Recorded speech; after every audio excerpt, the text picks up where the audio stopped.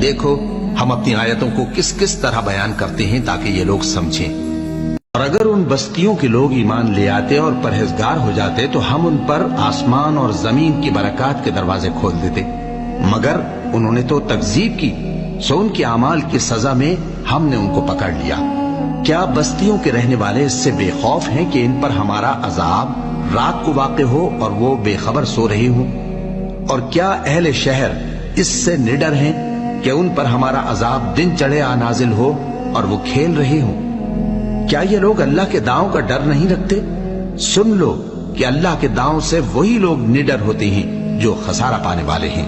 اگر اللہ لوگوں کو ان کے ظلم کے سبب پکڑنے لگے تو ایک جاندار کو زمین پر نہ چھوڑے، لیکن ان کو ایک وقت مقرر تک مہلت دیے جاتا ہے.